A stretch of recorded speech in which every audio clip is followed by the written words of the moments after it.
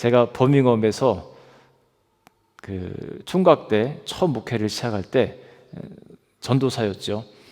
담임 사역은 이제 처음이었습니다. 제가 가고 이제 저 전임 목사님의 가족만 남아 있는 상황이었어요. 그래서 사모님과 지금 생각하니까 뭐 제 아내 정도 나이가 되려나요, 사모님이? 그리고 초등학교 딸, 아들 그렇게 3명 그렇게 같이 예배를 시작을 했습니다. 목사님 이제 한국 돌아가신 지 한 1년 정도 되셨고, 한 1년 정도의 공백이 있었기 때문에 성도들 많진 않았지만 그나마 있던 성도분들이 다 뿔뿔이 흩어진 상황이었죠. 그래서 이분들 모시고 이제 같이 예배를 드리고 한 명 한 명 채워주시고 이제 또 사모님과 자녀 둘은 시간이 좀 지나면서 다른 교회로 가셨습니다. 저를 위해 가신 건지 모르겠지만 뭐 그런 와중에 이제 유학생들 위주로 채워졌어요. 어느 날은 교회 갔는데 이제 저 혼자 있을 때였습니다. 시간이 됐는데 아무도 안 오는 거예요. 2시쯤에 예배를 드렸었는데 10분이 돼도 20분이 돼도 아무도 안 오는 거예요. 그런데 끽 문이 열리면서 누군가 한 명이 딱 들어오는데, 야, 그 한 명의 영혼이 얼마나 소중한지 그때 느꼈고, 기다리면서도 느꼈고, 하나님에게는 이 잃어버린 한 명의 영혼이 그렇게 소중하구나라는 것을 그날 조금 느꼈습니다. 그러면서 그 한 명이 나중에 한 30명 정도로 막 채워지는 또 은혜가 있었죠. 아시아 여러 학생들로 채워지고 영국인 부부도 오고 뭐 아프리카 뭐 또 영국 청년 또 한국 청년들 이렇게 한 30명 되는 공동체로 만들어 주셨는데 때로는요 굴곡이 있습니다. 오늘도 우리가 적은 수로 모였지만 유럽에 제가 참 존경하는 어떤 목사님 독일에 계신 분인데 성도분이 많다가요 뭐 한 40-50명 많다가 어느 날 그분이 그러세요. 설교도 잘하시고 목회도 잘하시고 또 머리도 좋으세요. 그런데 제로가 되는 날도 있답니다. 그 미군 부대가 이전하면서 한국인들이 다 같이 간 거예요. 그러니까 성도가 정말 제로로 떨어진 적도 있다고요. 그러다가 또 생기기도 하고. 오늘 그 찬양 가사 그 마지막에 제가 이제 그 아내랑 같이 영국으로 떠나오기 전에 그 저희 외삼촌이 불러주신 찬양인데, 높은 산이 거친 들이 초막이나 궁궐이나 내 주 예수 모신 곳이 그 어디나 하늘나라라는 그런 고백이었습니다. 이 찬양을 우리가 이렇게 그분이 특송해 주시고 집에서 우리가 이렇게 듣고 있는데 막 눈물을 막 흘리는 겁니다. 영국으로 그 거친 영국으로 가면서 내가 어떻게 살아가리요, 또 목회를 해야 되는데 어떻게 살아가리요, 막 이런 이제 힘든 것이 있었겠죠. 그런데 정말 이 고백처럼요, 내 주 예수 모신 곳이 그 어디나 하늘나라입니다. 이 고백만 우리에게 있으면 상황을 볼 필요가 없어지는 거예요. 스프링 선교 때 제가 말씀드린 것처럼 그 배에 탔던 제자들이 예수님을 바라보지 않고 어두운 상황, 파도와 바람과 그 죽음의 공포를 바라봤기 때문에 힘들었거든요. 그런데 우리는 상황을 바라보면 안 돼요. 예수님이 우리와 함께 계시기만 하면 그 어디나 하늘나라입니다. 광고 드린 것처럼 이제 내일 저와 아내가 사모 세미나를 향해서 피렌체로 갑니다. 사모 세미나가 이제 이번에 2번째인데요. 1회는 런던에서 열렸습니다. 제가 보니까 사모 세미나가 참 필요한 것 같아요. 힐링이 되는 시간입니다.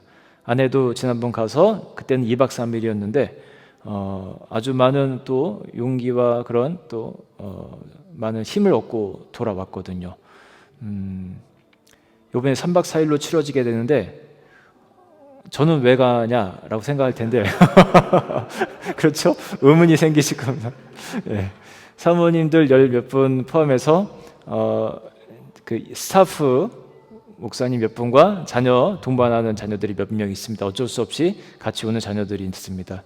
이제 제가 그 스타프 중에서 최선봉에 서서 여러 가지 것들을 지금 다 오거나이즈를 하고 있는데 한국 같으면 교회들이 이제 다 붙어 있잖아요. 뭐 몇 걸음 걸어가면 이제 교회고, 심지어 같은 지방 내에서도 뭐 차로 뭐 한 5분 10분 가면은 다 같은 지방 교회들이 있어가지고 목사님들은 참 자주 모이시고요, 같이 운동도 하시고 뭐 같이 사우나도 가시고 뭐 이렇게 재밌게 지내세요. 운동하고 조기 축구회 한 다음에 목욕탕 가고 밥 먹고 이러는 경우도 이제 뭐 한 달에 한두 번씩 하시고, 사모님들도 모여서 떡볶이도 드시고 또 목회 이야기도 나누고 어려운 점도 이야기하고 하면서 위로를 받고 하는데, 우리 유럽 지방 같은 경우는 멀어요, 교회가. 여기서 제일 가까운 우리 같은 지방 교회가 바스에 있습니다. 그래서 거의 2시간, 천천히 가면 2시간 거리에 있어요. 그래서 한번 사모님들끼리 만나려면은 정말 1년에 신년성이 한 번밖에 없어가지고 이런 모임이 참 중요하다라는 생각이 들었습니다. 3박 4일 한 20명 정도가 되는데요. 대략 한 1,500만 원 정도가 들어갑니다. 물가가 많이 올랐습니다. 또 피렌체에서 하는데 호텔비가 생각보다 많이 비쌉니다. 다음에 엑시트에서 하려고 제가 지금 생각을 하고 있어요. 내년 봄에나 한번 할까 생각도 해보는데 훨씬 싸더라고요. 호텔비를 검색을 해보니까 시원하고, 이태리는 지금 34도 5도 합니다. 다음 주가. 그래서 뭐하러 거기 가나 하는 생각도 한편으로 드는데 시원한 데 놔두고 이번에 한 1,500유로 1,500만 원 정도가 들 텐데 좀 염려가 됐습니다. 우리 유럽 지방은 참고로 굉장히 가난한 지방 중에 하나예요. 한국에 뭐 수천 개의 지방이 있을 텐데 아마 가난하기로는 밑바닥에서 1, 2번 하지 않을까 생각이 듭니다. 그만큼 그 말은 유럽의 교회들이 그만큼 열악하다는 상황이에요. 각 교회마다 부담금이 있거든요. 그런데 수입이 적으니까 부담금도 적을 수밖에 없습니다. 그러니까 사모 세미나를 위해서 우리가 따로 책정한 금액이 하나도 없고 순수 후원을 의지할 수밖에 없는 그런 상황이었습니다. 그러니까 이것을 올해 열 수 있을지 없을지도 불투명한 가운데 제가 편지를 썼습니다. 글을 A4 한 장 정도를 쫙 이제 썼어요. 그리고 제 이름보다는 유럽 지방 감리사 이름으로 후원 요청을 하는 것이 좋기 때문에 감리사님께 이제 감리사님 이름으로 해서 이제 보내시라고 제가 부탁을 드렸습니다. 여러 곳에 보냈어요. 뭐 교회 단체도 있고 뭐 교회들도 있고요. 이렇게 쭉 보면요, 기대가 되는 곳도 있고 여기는 두드려봤자 안 될 것 같다라는 곳도 있고 그렇습니다. 이제 이 세미나를 늦어도 6월이나 7월에는 열어야 되는데 어떻게 하나, 막 지금 5월 초반까지 소식이 없는 상황에서 못할 수도 있겠다라는 생각이 드는데 감리사님께 카톡이 왔습니다. 한 목사님 기뻐하십시오 하면서 어느 교회에서 후원금 약속을 해 주었습니다. 그래서 여기서 뭐 한 200-300 했겠나 보다 하면서 글을 읽어갔는데 이 교회에서 대부분의 후원비가 충당될 정도로 보내주신다는 거예요. 그래서 제가 굉장히 놀랐어요. 그 교회 이름을 보면서. 아는 교회긴 한데 그만큼 할 수 있을 거라고는 전혀 생각하지 않았던 교회에서 이 후원금을 보내주시겠다고 약속을 한 거예요. 한 번 제가 말씀드린 적이 있는 목사님입니다. 여주에 있는 목사님. 기억이 나실지 모르겠습니다. 여주 믿음제일교회라는 곳인데 우리 신년성에 설교를 한번 하신 적이 있거든요. 목사님께서 이수명 목사님이시라고. 섬선교를 아주 특성화해서 하는 교회예요. 여주 뭐 시골이죠. 시골에서 뭐 제가 알기로 그렇게 사람이 많은 교회도 아닙니다. 뭐 잘은 모르지만 뭐 100명대 성도이지 않을까 싶습니다. 그런데 이런 교회에서 이렇게 큰 금액을 보낼 수 있다라는 것은 저는 정말 많이 놀랐어요. 제가 신년성회를 가서 그 설교 말씀을 들으면서 되게 도전되고 감동을 받았거든요. 그분이 듣다 보면 여러분 기억나실 거예요. 목회 초반에 축구를 너무 좋아하고 잘하셔서 막 그 감리교 막 이렇게 연예 대표로도 나가고 막 이런 분이었거든요. 그러니까 좋아하니까 맨날 새벽마다 축구화 들고 이제 사모님 몰래 빠져 나가는 거예요. 여주 이제 그 현재 교회 말고 다른 곳에 있어서 목회하실 때인데 축구화 두 켤레를 이제 한 켤레를 갖고 이렇게 몰래 살금살금 마당을 빠져 나가고 있었습니다. 그러다가 축구화 한 켤레를 이렇게 놓쳐요. 도둑질처럼 조용히 가려다 보니까 이제 놓쳤나 봐요. 놓치고 주우려고 보니까 축구화 한 짝이 없어졌대요. 이게 흙바닥도 아니고 시멘트 교회 마당이었거든요. 그런데 새벽이라서 안 보이나 하고 막 찾아보지만 그 축구화 한 짝이 없어지면서 하나님의 강력한 사인이 왔다는 겁니다. 너 축구 그만해라. 네. 목회해야지. 너 언제까지 이렇게 축구에 빠져서 살래? 네. 그러면서 이분이 마음을 조금씩 바꿔먹기 시작하면서 하나님을 바라보기 시작하고 100일 기도회를 시작하는데요. 100일 한 석 달 넘잖아요. 거의 끝날간 무렵 이제 앞에다가 이제 프랭카드 붙여놨어요. 이제 우리 100일 기도한다고 이제 새벽마다. 그런데 끝나갈 무렵 여기가 이제 강대상이라면은 여기 현수막이 있었습니다. 뭐 어느 교회 100일 특별 기도. 그런데 기도하는 중에 환상이 보이는 거랍니다. 목사님께. 저기 교회 문에서부터 동그라미가 하나가 쫙 날라오더래요. 환상이. 그러더니 쫙 날아가더니 백자 옆에 딱 붙더라는 겁니다. 천자가 돼버렸어요. 천자. 하나님이 주신 사인이 100일 부족하다 1000이래라. 365일이니까 거진 3년이잖아요. 거진 3년. 이거를 하나님이 주신 사인 그냥 순종하고 그렇게 하시기 시작한 거예요. 제가 봤는데요. 그분이 고백해요. 자기 다리가 변형됐다고. 이렇게 하도 무릎 꿇고 기도하니까요. 오자가 됐습니다. 그리고 제가 신년성에 관광 같이 다니다가 봤는데 진짜 오자가 돼가지고 약간 이상해요. 전혀 축구 못하게 생긴 다리. 네. 그리고 섬선교 이런 사진 이런 것들 보여주시는데 와 정말 그 오지마다 다니면서 교회 수리해 주시고 다 무상으로 하는 거예요. 재료비 갖고 가서 바지락 섬인가 뭐라고 하죠? 그 큰 하여튼 일반 배로 다 운반 못하니까 바지선. 노집사님 있었으면 잘 아실 텐데 그 교회가 배도 있고 바지선도 있고 그 작은 교회가 섬선교 하려고 포크레인 중장비 여러 가지 것들이 마당에 작은 교회인데 마당은 넓어요. 수십 대가 중장비가 있습니다.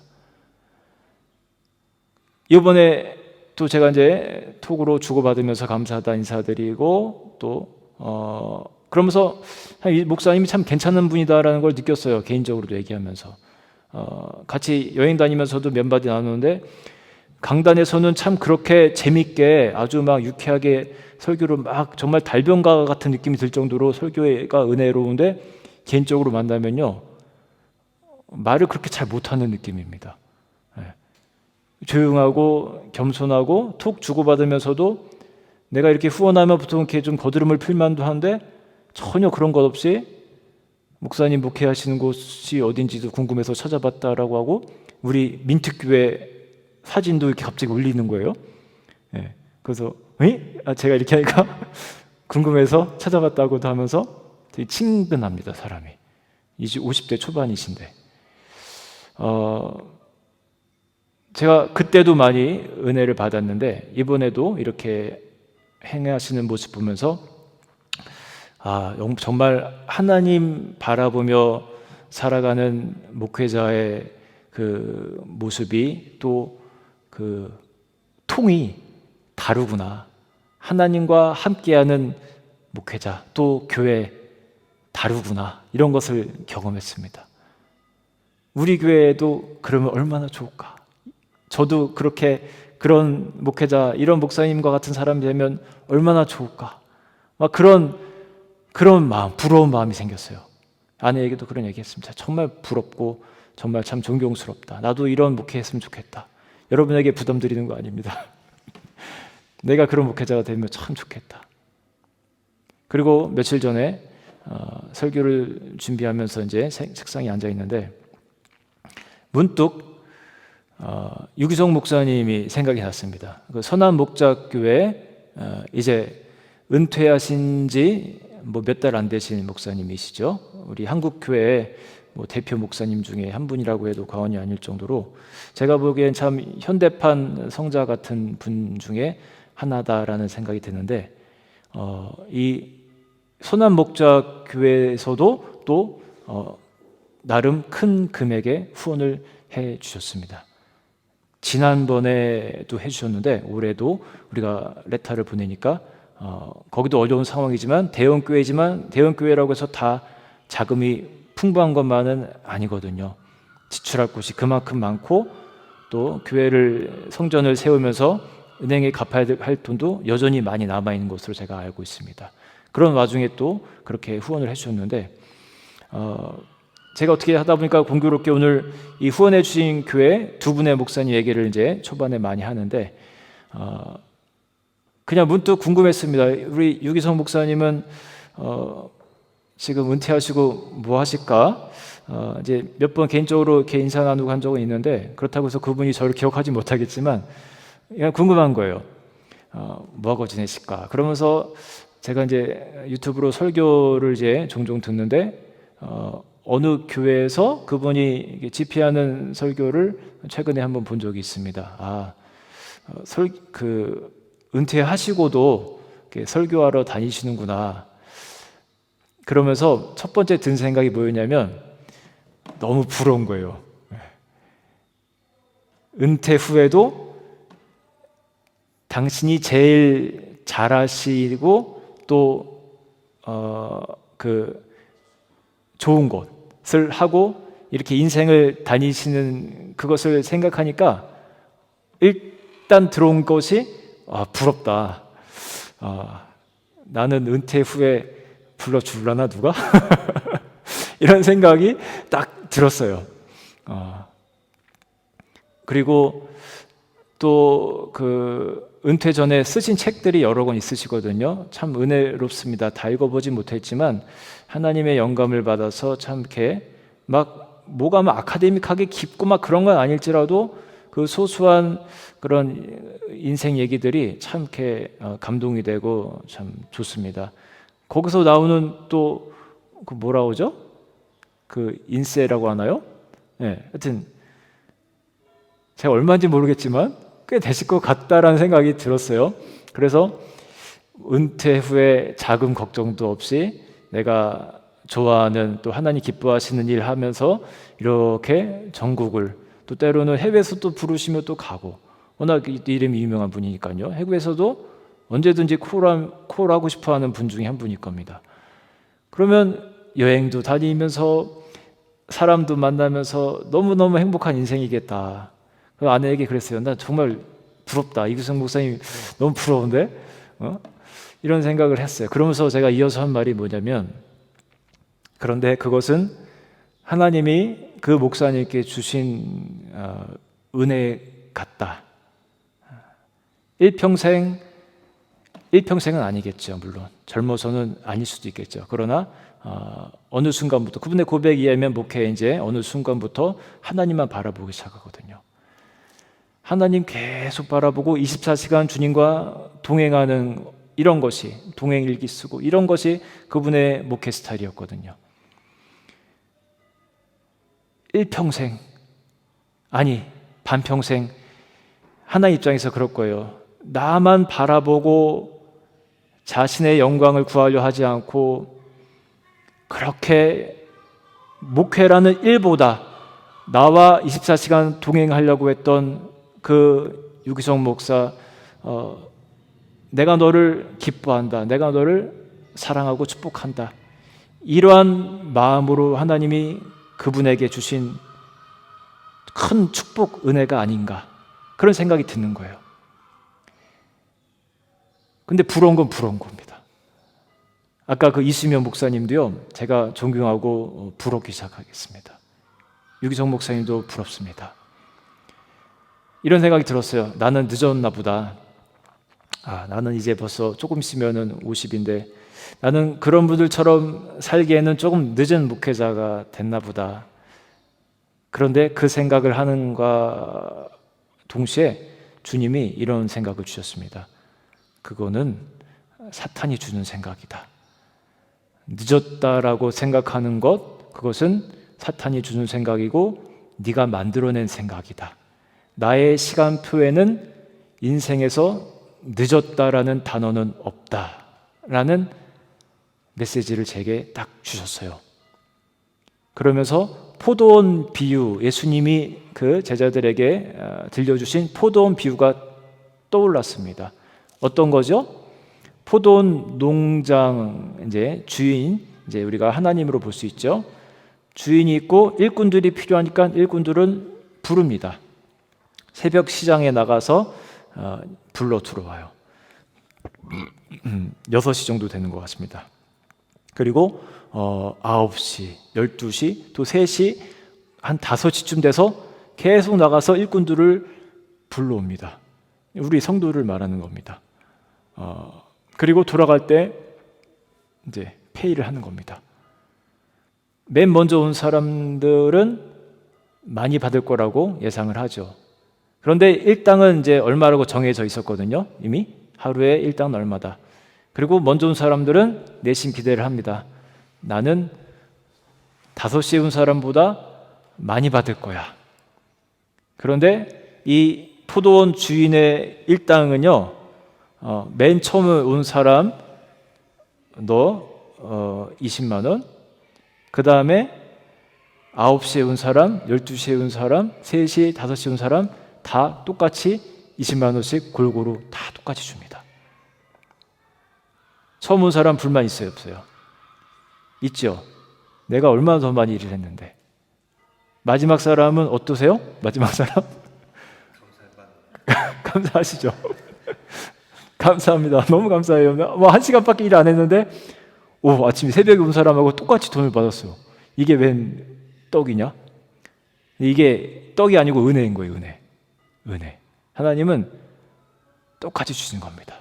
그분의 시간표에는 가만 보니까 늦은 게 아니에요. 늦었다라고 생각하고 내가 하나님을 바라보지 말아야지, 뭐 별거 있다, 인생 얼마 안 남았는데, 그러는 것은요 사탄이 주는 마음입니다.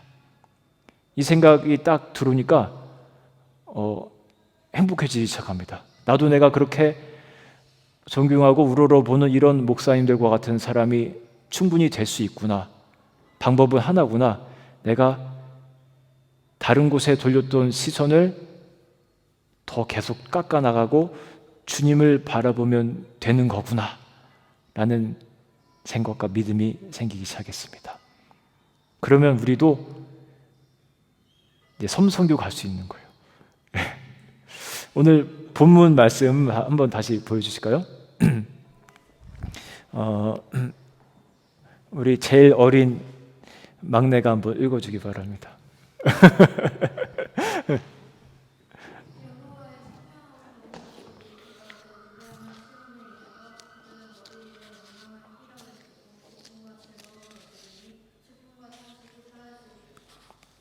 아멘. 조금 있다가 자, 이 말씀은요 이스라엘 백성들에게 주신 예언의 말씀인데요. 그들이 이제 바벨론 포로로 잡혀갔다가 다시 돌아오게 될 것을 예언하는 그런 말씀입니다.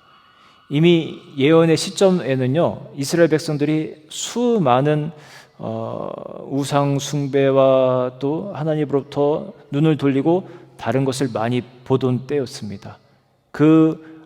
그것에 대한 이제 징계로 바벨론 포로로 넘어가게 되고, 그러나 다시 하나님을 바라보게 될 것을 하나님은 아시고 그들에게 이러한 예언을 주신 겁니다.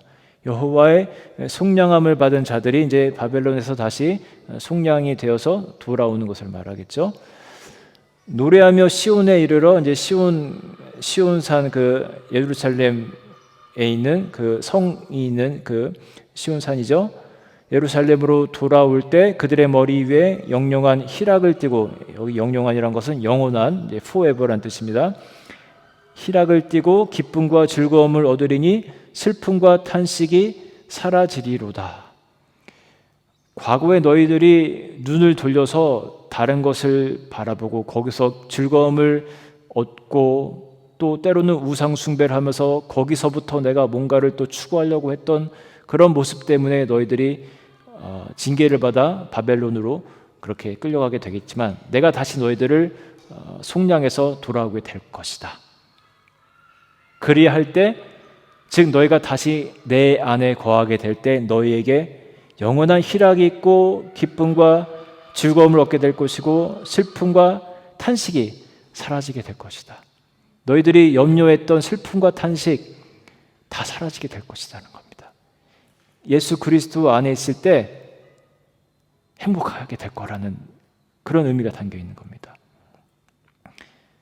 우리는요, 주님을 바라보고 그 안에 있으면은 행복할 것을 우리의 영혼은 아는데 우리의 바디, 우리의 머리는 잘 인지하지 못하고 피부로 느껴하지를 못합니다. 왜냐하면 세상에 한눈 팔 게 너무나 많기 때문에 그래요. 우리 때만 해도요, 즐거운 것이 조금 멀었습니다. 저희는 성남 시골에 살았는데 나름 이제 저희 동네는 읍에 있었습니다. 읍에는 저희 어머니가 운영하시던 피아노 학원도 있고 문방구도 있고 학교도 있고 또 하나 있었어요. 오락실. 그 오락실에 모든 동네 그 사방에 있는 그 동네 아이들이 그 오락실로 모여들었어요. 산 넘어 강 건너 1시간씩 되는 거리를 걸어와서 그 오락실에서 오락을 했습니다. 그렇게 멀었어요. 그러다가 오락실이 이제 문을 닫습니다. 그래도 인원이 적으니까. 그럼 아이들이 어디로 가냐? 저를 포함해서 버스를 타고요. 서울과 가까운 외곽이었거든요. 성남에서 버스를 한번 타고 가면은 잠실 롯데월드까지 갈 수 있었어요. 네. 생각보다 가깝죠. 촌인데 가까워요. 한 40-50분 가면 롯데월드입니다. 조금 몇 정거장 전에 내리면 잠실 무슨 동네인데 거기에 최고 싼 오락실이 있었어요. 50원에 한 판 할 수 있는, 다른 곳은 100원 할 때 1,000원 갖고 가면 20판을 할 수 있는 그 오락실을 버스를 타고 가는 거예요. 거기까지. 즐거움 누릴 게 별로 없으니까 1,000원이면 엄청난 기쁨인 겁니다. 그 당시에. 그런데 지금은 달라졌죠. 손에 들면 언제든지 오락을 할 수 있고 언제든지 내가 할 수 있는 것을 하고 볼 수 있고 합니다. 우리가 영상을 볼 때 또 뭘 할 때 제가 생각해 봤습니다. 우리 손가락이 제일 많이 하는 동작이 뭘까?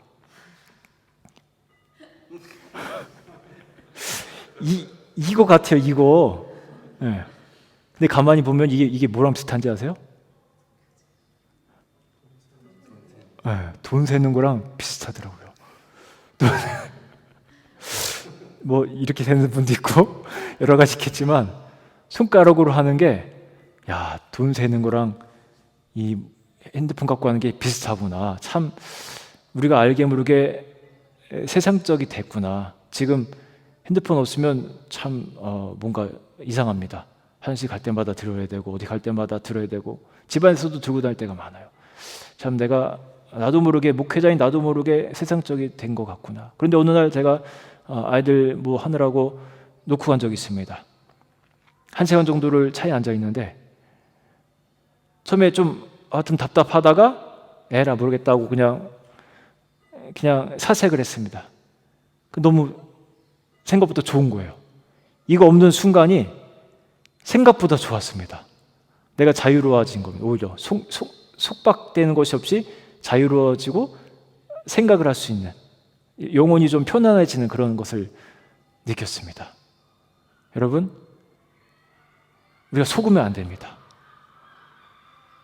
하나님 안에 있을 때, 하나님을 우리가 바라볼 때 그것이 진짜 기쁨이고요. 여기서 말한 것처럼 영원한 희락을 너희에게 주신다 했는데 우리가 세상 것에 속아서는 안 될 겁니다. 그리고 늦었다라는 생각이 혹시 있다면 여러분, 사탄이 주는 마음입니다. 언제든지 다시 주님을 바라보기 시작하십시오.